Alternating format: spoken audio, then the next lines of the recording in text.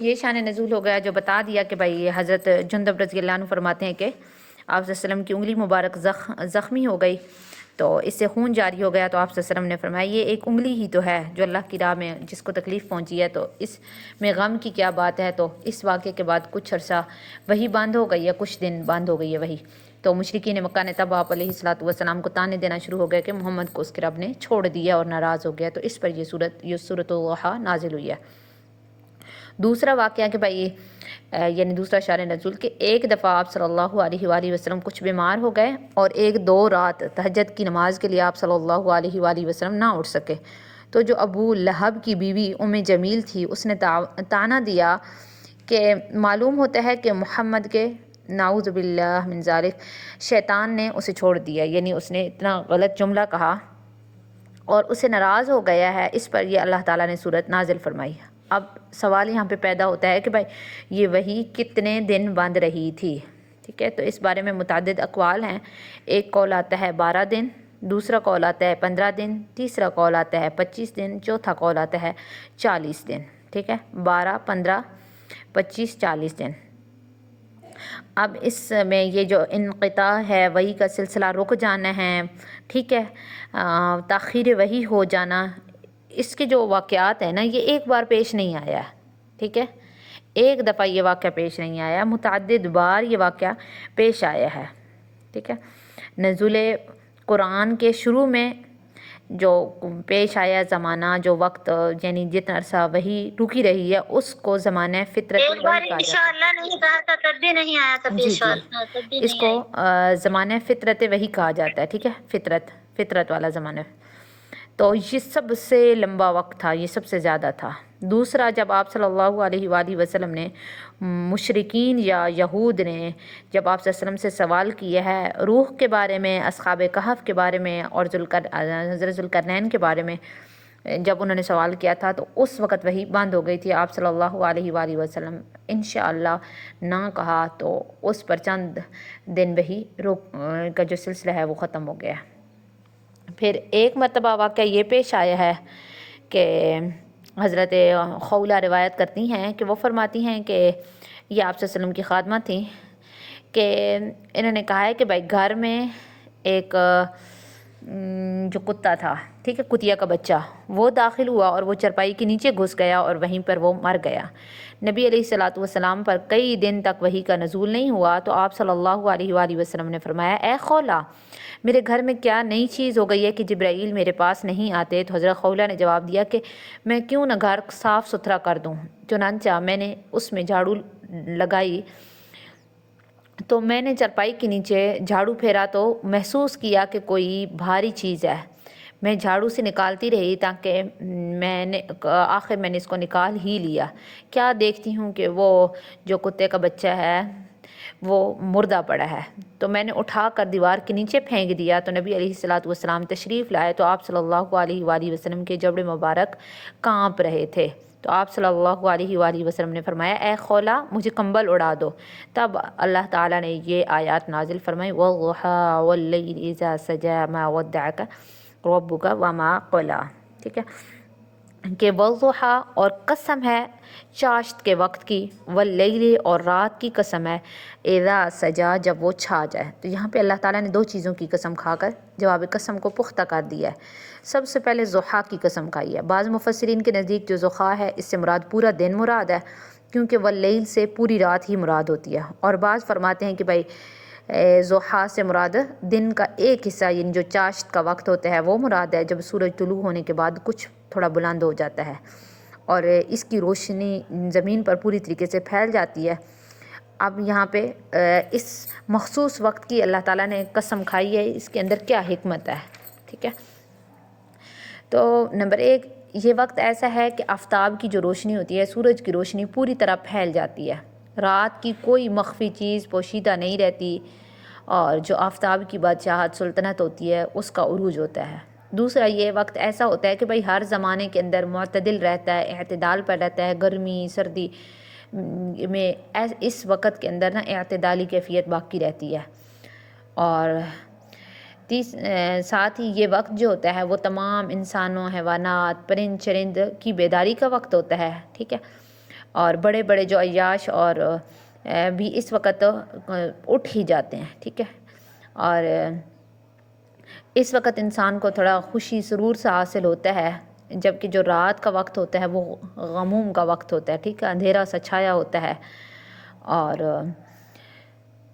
پھر تیسری بات مفسرین فرماتے ہیں کہ بھائی ضحیٰ سے مراد وہ ضحیٰ مراد ہے جس میں حضرت موسیٰ علیہ السلام سے اللہ تعالیٰ ہم کلام ہوئے، اور لیل سے مراد لیلۃ المعراج ہے۔ اور چوتھا قول کہ بھائی بعض کے نزدیک ضحیٰ سے جنت کی روشنی اور لیل سے جہنم کی تاریکی مراد ہے، اندھیرا مراد ہے۔ اور نارملی جب ہم بیان سنتے ہیں یا نعتیں، خاص طور پر جب نعت مبارک سنتے ہیں تو اس کے اندر آپ نے سنا ہوگا کہ بھائی ضحیٰ سے مراد آپ علیہ السلام کے چہرے مبارک کی قسم کھائی گئی ہے، اور لیل سے مراد آپ صلی اللہ علیہ وآلہ وسلم کے زلف مبارک کی قسم کھائی گئی ہے، زلفوں کی۔ آگے پھر اللہ تعالیٰ فرماتے ہیں واللیل اذا سجا، قسم ہے جب چھا جائے، ٹھیک ہے، واللیل، اور قسم ہے رات کی، اذا سجا، جب وہ چھا جائے۔ اب دوسری قسم جو کھائی گئی ہے اذا سجا، اب اس کے دو معنی ہو سکتے ہیں، جب چھا جائے یعنی جب اس کی جو تاریکی ہوتی ہے وہ ساری چیزوں کو ڈھانپ لے۔ دوسرا معنی سجا کا قرار پکڑنا، ٹھہر جانا۔ پھر اس کے بھی دو معنی ہو سکتے ہیں کہ بھئی یہ کہ اس رات کی جو تاریکی اور اندھیرا ہے وہ ٹھہر جائے، کیونکہ رات کا اندھیرا آہستہ آہستہ بڑھتا رہتا ہے۔ کچھ رات گزرنے پر جب مکمل طور پر اندھیرا چھا جاتا ہے تو وہ ایک حالت پر تھوڑی دیر کے لیے ٹھہر جاتا ہے، ٹھیک ہے، اس میں زیادتی نہیں ہوتی ہے۔ اور دوسرا کہ رات کے سکون سے مراد یہ ہے کہ بھائی اس میں بولنے چالنے والی جو آوازیں شوازیں ہوتی ہیں وہ بالکل ختم ہو جاتی ہیں، ہر جاندار سو جاتا ہے، بالکل مکمل سناٹا چھا جاتا ہے، اس لیے پھر یہ قسم کھائی گئی ہے۔ آگے پھر اللہ تعالیٰ فرماتے ہیں ما ودعک، نہیں چھوڑا آپ کو ربک، آپ کے رب نے، وما قلا، اور نہ ہی وہ آپ سے بیزار ہوا، ٹھیک ہے، نہ تو آپ کے رب نے آپ کو چھوڑا ہے اور نہ ہی وہ آپ سے بیزار ہوا ہے۔ اور اس کے بعد فرمایا ہے کہ اچھا یہ والی جو شان نزول تھا نا، پہلے میں نے بتایا ہے یہ کتے کا جو بچہ مر گیا تھا اس کے اندر کفار نے آپ صلی اللہ علیہ وسلم کو تانے دیے تھے کہ بھائی محمد کے رب نے چھوڑ دیا ہے، ٹھیک ہے، تو اس پر یہ آیت نازل ہوئی ہیں کہ ما ودعک ربک وما قلا، کہ نہ تو آپ کے رب نے آپ کو چھوڑا ہے اور نہ ہی آپ سے بیزار ہوا ہے۔ تو یہ جواب قسم ہے کہ نہ تو آپ صلی اللہ علیہ وآلہ وسلم کے رب نے آپ صلی اللہ علیہ وآلہ وسلم سے قطع تعلقی کی ہے، اور نہ ہی آپ صلی اللہ علیہ وآلہ وسلم سے ناراض ہوئی ہیں، نہ ہی متنفر ہوئی ہیں۔ اس لیے آپ صلی اللہ علیہ وآلہ وسلم جو کفار کے پروپیگنڈے ہیں، ان کے طعنے ہیں، ان کے خرافات یا لغو جو باتیں ہیں، ان سے آپ صلی اللہ علیہ وآلہ وسلم محزون، غمگین نہ ہوں، کیونکہ آپ صلی اللہ علیہ وآلہ وسلم سے کوئی ایسی غلطی نہیں ہوئی کہ ہم آپ صلی اللہ علیہ وآلہ وسلم سے ناراض ہو جائیں، کیونکہ ہم لوگ بار بار پڑھتے آ رہے ہیں جو انبیاء علیہ السلام ہوتے ہیں وہ گناہوں سے معصوم ہوتے ہیں، محفوظ ہوتے ہیں۔ اس لیے یہ جو کفار پروپیگنڈا کر رہے ہیں کہ محمد صلی اللہ علیہ وآلہ وسلم سے ان کا رب ناراض ہو گیا، تو یہ بالکل غلط ہے۔ آگے فرمایا ہے وَلَلْآخِرَةُ، اور البتہ پچھلی حالت، خیر لک، بہتر ہے آپ صلی اللہ علیہ وآلہ وسلم کے لیے، من الاولیٰ، آخرت سے، ٹھیک ہے۔ اور فرماتے ہیں حضرت عبداللہ بن عباس رضی اللہ عنہ نے اپنے والد سے روایت نقل کی ہے، انہوں نے خبر دی کہ بھائی اس نے کہا کہ بھائی نبی علیہ السلام نے اپنے بعد اپنی امت پر کشادہ ہونے والی چیزیں دیکھیں، آپ صلی اللہ علیہ وآلہ وسلم دیکھ کر خوش ہوئیے۔ اس پر اللہ تعالیٰ نے یہ آیت نازل فرمائی کہ وَلَلْآخِرَةُ خَيْرٌ لَكَ مِنَ الْأُولَىٰ، کہ البتہ پچھلی حالت آپ صلی اللہ علیہ وآلہ وسلم کی بہتر ہے، کہ آپ صلی اللہ علیہ وسلم کے لیے بہتر ہے، من الْأُولَىٰ، پہلی حالت سے، وَلَسَوْفَ، اور عنقریب آپ کو، اور عنقریب یعطی کا آپ کو عطا کریں گے، ربو کا آپ کے رب، فترضیٰ، کہ آپ راضی ہو جائیں گے۔ تو راوی کہتے ہیں کہ آپ صلی اللہ علیہ وآلہ وسلم کو جنت میں ہیرے موتیوں کے 1000 محلات دیے گئے، جن کی مٹی مشک کی تھی۔ ہر محل میں آپ صلی اللہ علیہ وآلہ وسلم کی ضرورت کے مطابق خادم اور ازواج تھیں۔ پھر آگے فرمایا ہے کہ علم یجد کا یتیما فآوا، کیا آپ کو نہیں پایا یتیمن یتیم فآوا پھر ٹھکانہ عطا فرمایا. اور یہ جو پیچھے آپ صلی اللہ علیہ وآلہ وسلم راضی ہو جائیں گے اتنا عطا فرمائیں گے، تو اس کے اندر بھی مختلف قول ہیں. ٹھیک ہے، ان میں سے ایک قول یہ ہے کہ بھائی آپ صلی اللہ علیہ وآلہ وسلم کو اللہ تعالیٰ نے آخرت میں مقام محمود عطا فرمایا، جس پر انبیاء علیہ الصلاۃ والسلام بھی رشک کریں گے. ہم نے پڑھا ہے نارملی ہم مقام محمود الذی وعدتہ اذان میں بھی کہتے ہوتے ہیں، اور 15واں پارہ تھا اس کے اندر بھی مقام محمود کا پڑھا ہے آپ صلی اللہ اس کی علیہ نا وآلہ آپ وسلم کو. اس کی تفصیل ریکارڈ کر دیجیے گا، جی آواز جی نہیں آ جی،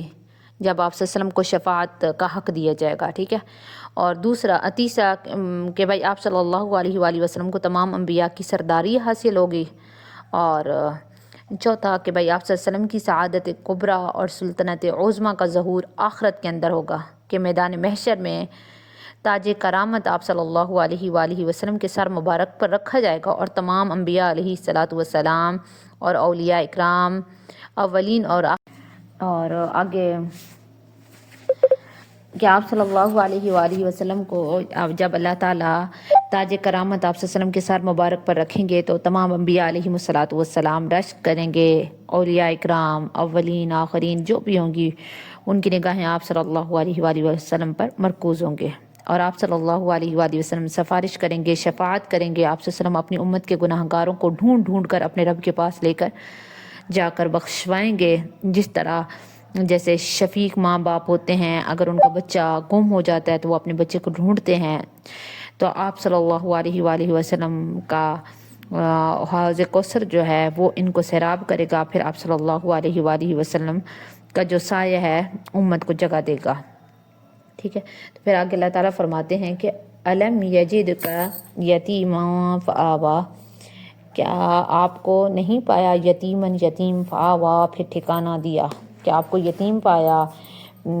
پھر جگہ نہیں دی. ظاہر سی بات اللہ تعالیٰ نے پھر جگہ دی ہے. تو اس کے بارے میں روایت ہے حضرت عبداللہ بن عباس رضی اللہ عنہ کی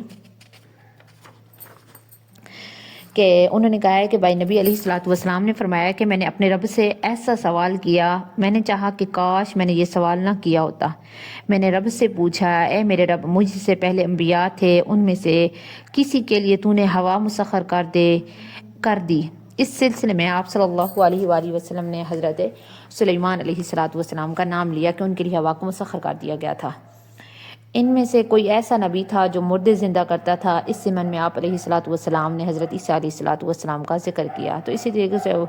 مختلف چیزیں آپ صلی اللہ علیہ وسلم نے ذکر کی. تو پھر نبی علیہ الصلاۃ والسلام نے فرمایا کہ اس پر اللہ تعالیٰ نے جواب دیا کہ میں نے آپ کو یتیم نہیں پایا. تو آپ صلی اللہ علیہ وآلہ وسلم کو پناہ دی. تو آپ صلی اللہ علیہ وسلم نے فرمایا ہاں، یعنی کیوں نہیں اے میرے رب، یعنی آپ نے مجھے یتیم پایا. پھر اللہ تعالیٰ نے فرمایا کہ وَوَجَدَكَ غَالًّا فَهَدَىٰ، کہ وَوَجَدَكَ اور آپ کو پایا غالًا بے خبر بھٹکا ہوا. ٹھیک ہے، دین سے بھٹکا ہوا پایا، بے خبر پایا. فہدا تو پھر آپ کو باخبر کر دیا، ہدایت دی. ٹھیک ہے، گمراہ لفظ اچھا نہیں لگے گا. ٹھیک ہے، تو پھر اللہ تعالیٰ نے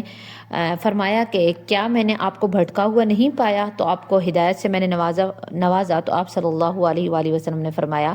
میں نے کہا ہاں کیوں نہیں. تو پھر اللہ تعالیٰ نے فرمایا کہ وَوَجَدَكَ، کہ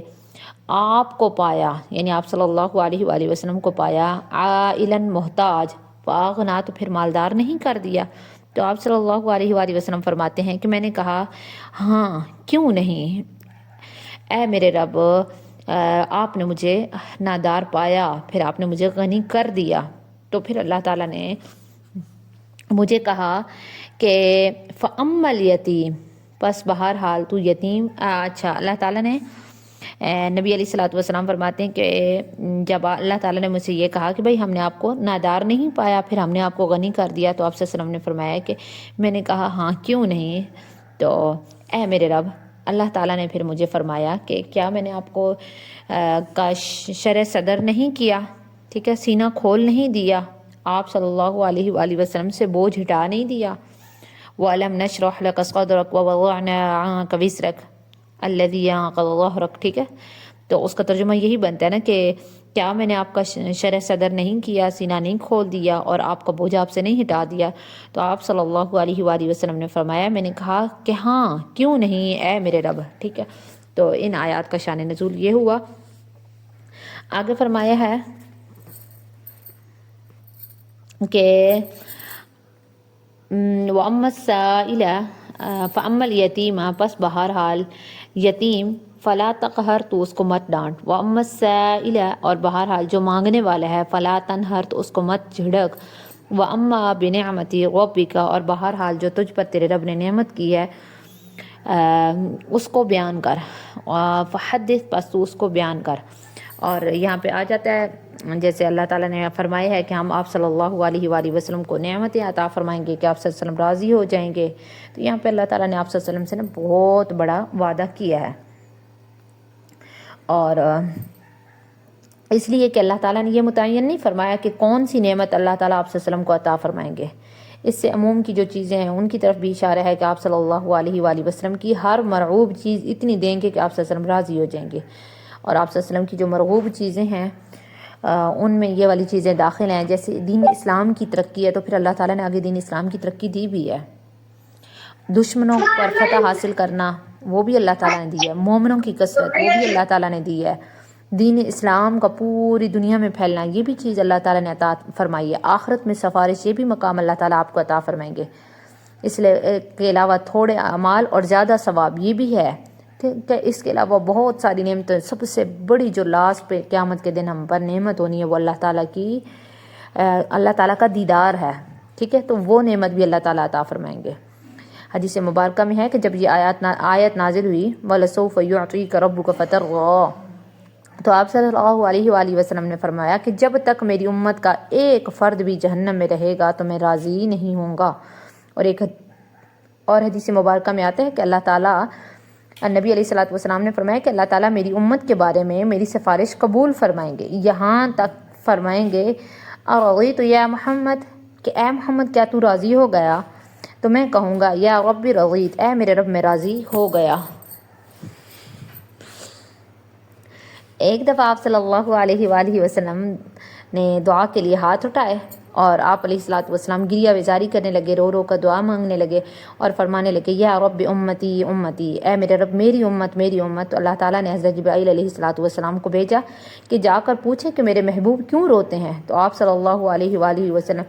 کے پاس جب حضرت جبرائیل علیہ الصلوۃ والسلام آئے تو آپ صلی اللہ علیہ وآلہ وسلم نے فرمایا کہ میں اپنی امت کی مغفرت چاہتا ہوں۔ تو اللہ تعالیٰ نے فرمایا جاؤ آپ صلی اللہ علیہ وآلہ وسلم کو کہہ دو کہ ہم آپ صلی اللہ علیہ وآلہ وسلم کو آپ صلی اللہ علیہ وآلہ وسلم کی امت کے بارے میں اتنا راضی کریں گے کہ آپ صلی اللہ علیہ وآلہ وسلم ناراض نہیں رہیں گے، ٹھیک ہے۔ تو سبحان اللہ، یہ بہت بہت بڑا اللہ تعالیٰ نے کرم فرمایا ہے، ٹھیک ہے۔ اور اللہ تعالیٰ نے پھر آپ صلی اللہ علیہ وآلہ وسلم کی جو زندگی کے 3 حصے تھے اس کے اندر اللہ تعالیٰ نے آپ صلی اللہ علیہ وآلہ وسلم پر بہت سارے یعنی انعامات بھی فرمائے، جیسے بچپن ہے، ٹھیک ہے، پھر جوانی آئی، پھر عمر شریف کا وہ حصہ آیا جس کے اندر عیالداری تھے، بچے وغیرہ ہوئی ہیں۔ تو بچپن کے انعامات کا پھر اللہ نے ذکر فرمایا کہ آپ صلی اللہ علیہ وسلم یتیم نہ تھے، کہ پھر آپ صلی اللہ علیہ وآلہ وسلم کو ٹھکانہ دیا۔ آپ صلی اللہ علیہ وآلہ وسلم والدہ مائدہ کے بطن مبارک کے اندر تھے کہ آپ صلی اللہ علیہ وآلہ وسلم کے والد محترم حضرت عبداللہ عین نوجوانی کی حالت میں انتقال فرما گئے اور کوئی مال جائیداد وغیرہ زیادہ نہ چھوڑی۔ پھر اللہ تعالیٰ نے آپ صلی اللہ علیہ وآلہ وسلم کے دادا عبد المطلب کو آپ صلی اللہ علیہ وآلہ وسلم پر مہربان کر دیا کہ حضرت عبد المطلب آپ صلی اللہ علیہ وآلہ وسلم کے ساتھ اپنی صلبی جو اولاد تھی اپنی اولاد کو بھول گئے اور آپ صلی اللہ علیہ وآلہ وسلم پر توجہ دینے لگے۔ پھر ابھی آپ صلی اللہ علیہ وسلم بچے تھے کہ آپ صلی اللہ علیہ وسلم کی والدہ ماجدہ بھی وفات پا گئیں، پھر عبد المطلب کی بھی وفات ہو گئی، مگر پھر اللہ تعالیٰ نے آپ صلی اللہ علیہ وآلہ وسلم کے چچا ابو طالب کو ان کی جگہ دے دی، ٹھیک ہے، یعنی ابو طالب نے ان کی جگہ لے لی، اور جب تک ابو طالب زندہ رہے آپ صلی اللہ علیہ وآلہ وسلم کا خوب ساتھ نبھایا، لیکن مسلمان نہ ہوئے، ٹھیک ہے۔ اور پھر اللہ تعالیٰ نے آپ صلی اللہ علیہ وآلہ وسلم پر نوجوانی میں انعامات کا ذکر فرمایا کہ بھائی نوجوانی کے زمانے میں کہ وَوَجَدَكَ ضَالًّا فَهَدَىٰ، کہ ظاہر سی بات ہے جو نوجوانی والی ایج ہوتی ہے، عمر ہوتی ہے، اس کے اندر گمراہی، بھٹکنا، بے راہ روی وغیرہ ہوتی ہے، اس کا امکان ہوتا ہے. جب کہ آپ صلی اللہ علیہ وآلہ وسلم جس جگہ پہ تھے وہاں پہ ہر طرف بت پرستی، ظلم، چوری، زناکاری، شراب نوشی، یتیموں کا حق کھانا، ٹھیک ہے، یہ بالکل عام چیزیں ہو چکی تھیں. تو اب وہاں پہ گمراہی میں پڑنے کا جو امکان تھا وہ بہت زیادہ تھا. لیکن اللہ تعالیٰ فرماتے ہیں کہ ہمارا کرم دیکھیں کہ ہم نے آپ صلی اللہ علیہ وسلم کو بچپن سے ہی رئیس المؤخرین بنا دیا، رئیس الموحدین بنا دیا. آپ صلی اللہ علیہ وآلہ وسلم ایک اللہ کی پرستش کرنے والے، عبادت کرنے والے، ٹھیک ہے. آپ صلی اللہ علیہ وآلہ وسلم بت پرستی سے دور رہنے والے، اچھے اخلاق آپ صلی اللہ علیہ وآلہ وسلم کا شیوہ تھے. پھر اللہ تعالیٰ نے آپ صلی اللہ علیہ وآلہ وسلم سمجھیں شریعت سے ناواقف تھے، تو اللہ تعالیٰ نے آپ صلی اللہ علیہ وآلہ وسلم کو رہنمائی عطا فرما دی، منصب نبوت پر فائز کر دیا. تو یہ سب سے بڑا یعنی اللہ تعالیٰ کا آپ صلی اللہ علیہ وآلہ وسلم پر کرم تھا. اور ضلال کے معنی گمراہی کے بھی آتے ہوتے ہیں، ناواقف اور بے خبر کے بھی آتے ہوتے ہیں. اور یہاں پہ جو معنی لیں گے وہ اگر گمراہی معنی لیتے ہیں تو یہ آپ صلی اللہ علیہ وسلم کی نبوت کے جو منصب ہے اس کے خلاف ہوگا. تو اس لیے بعض مفسرین نے یہاں راستہ بھولنا مراد لیا کہ آپ صلی اللہ علیہ وآلہ وسلم جو سفر کا راستہ ہے وہ بھول گئے تھے. شام کا جو سفر تھا وہ جب فرما رہے تھے تو وہ راستہ بھول گئے تھے، وہ مراد ہے. اور بعض حضرات نے کہا ہے کہ بھائی حضرت حلیمہ سعدیہ کے ہاں ایک مرتبہ آپ صلی اللہ علیہ وآلہ وسلم جنگل میں گم ہو گئے تھے تو وہ مراد ہے، ٹھیک ہے. تو مانا راہ بھول گئے تو وہ معنی یہ ہوگا کہ بھائی وہ راستہ جو بھولے تھے، ٹھیک ہے. وہ آپ کو پتہ ہے کہ انبیاء علیہ الصلوۃ والسلام کی شان میں ہر صورت چھوٹی سی چھوٹی گستاخی سے بھی انسان بچنے کی کوشش کرتا ہے. اور پھر تیسرا ذکر اللہ تعالیٰ نے فرمایا جس کے اندر آپ صلی اللہ علیہ وآلہ وسلم کی ازدواجی زندگی کا ذکر فرمایا ہے، ٹھیک ہے. عیالداری کا جو زمانہ ہے اس کا کہ اس پہ اللہ تعالیٰ نے آپ صلی اللہ علیہ وآلہ وسلم پر کتنا کرم فرمایا کہ وَوَجَدَكَ عَائِلًا فَأَغْنَىٰ کہ آپ صلی اللہ علیہ وسلم کو محتاج پایا پھر مالدار بنا دیا. کہ آپ صلی اللہ علیہ وسلم مفلس اور فقیر تھے، نہ تجارت تھی، نہ کھیتی باڑی تھی، نہ کوئی اور ہنر تھا. تو اللہ تعالیٰ نے آپ صلی اللہ علیہ وسلم پر انعام فرمایا کہ مکہ مکرمہ کی ایک مالدار تجارت والی جو بزنس وومن تھی وہ آپ صلی اللہ علیہ وآلہ وسلم کے نکاح میں دے دیں، ٹھیک ہے. وہ آپ صلی اللہ علیہ وسلم کی طرف خود متوجہ ہو گئیں. مکہ کے بڑے بڑے قریشی سردار جو تھے ان سے نکاح کے متمنی تھے، نکاح کی تمنا رکھتے تھے کہ وہ ان سے کریں. لیکن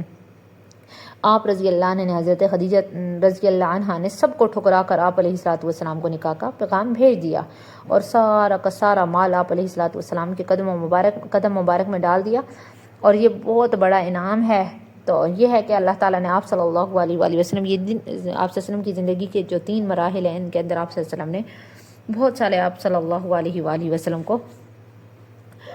جس کو کہتے ہیں انعام فرمائے ہیں. اور اس سے آگے جو تھا فَأَمَّا الْيَتِيمَ فَلَا تَقْهَرْ، ٹھیک ہے. اور اس کے اندر پہلا جو حکم دے دیا ہے کہ جو یتیم ہوتا ہے وہ لاوارث ہوتا ہے، اس کو لاوارث سمجھ کر اس پر ظلم مت کرو، سختی مت کرو، اس کے حقوق کو مت دبایا کرو، اس کا مال نہ جائز طریقے سے مت کھا جایا کرو، اس پر قبضہ نہ کر لیا کرو. اس کے علاوہ اس کو نہ مارا کرو کہ بھائی یہ یتیم ہے تو اس کا پوچھنے والا کوئی نہ ہے، ٹھیک ہے. تو یہ آپ صلی اللہ علیہ وآلہ وسلم کو اللہ تعالیٰ کہہ رہے ہیں. تو اس سے سنانا مقصود آپ صلی اللہ علیہ وسلم کی امت کو ہے. آپ صلی اللہ علیہ وسلم کی امت کو سنانا مقصود ہے، کیونکہ آپ ظاہر سی بات ہے آپ صلی اللہ علیہ وسلم سے یہ بات تو کوسوں دور کی ہے کہ آپ صلی اللہ علیہ وسلم کبھی بھی یتیم کے ساتھ ایسا رویہ نہیں اختیار کر سکتے ہیں. تو اللہ تعالیٰ آپ صلی اللہ علیہ وسلم کی امت کو یہ سنانا چاہ رہے ہیں کہ بھائی تم یہ کام کرو. نارملی ہوتا ہے نا کہ بندہ ایک کو بات کہہ رہا ہوتا ہے، سنانا مقصود دوسرے کو ہوتا ہے کہ دوسرا سدھر جائے. اور آپ صلی اللہ علیہ وآلہ وسلم نے فرمایا کہ سب سے بہترین گھر وہ ہے جس میں یتیم ہو اور اس سے اچھا اور محبت والا سلوک کیا جاتا ہو، اور سب سے برا گھر وہ ہے جس میں یتیم ہو، میرا ٹائم بھی ہو گیا رکیں، جس میں یتیم ہو اور اس کے ساتھ برا سلوک کیا جاتا ہو. اور ایک دوسری روایت میں ہے کہ جب یتیم